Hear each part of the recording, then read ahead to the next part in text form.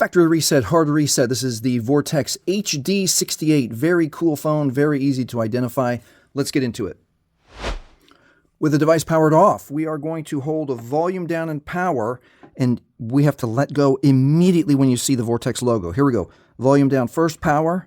Okay, get ready to let go, get ready to let go. Get ready, right there. As fast as you can let go.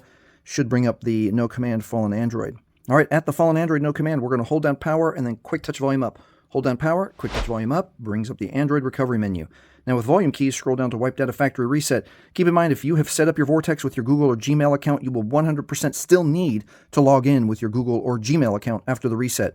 All right, let's press power for OK. And one more time, this will wipe all user data. This cannot be undone. Everything is going to be gone. Apps, photos, everything. All right, let's scroll down to factory data reset, press power for OK. And then we can wait for the data wipe to be complete right here.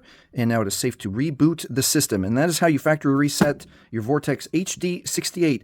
Hey, if this has helped you, please like, please subscribe. And if you are done with your contract on your original contract on your Vortex phone, watch this video next for my recommendation of what wireless service to look at next.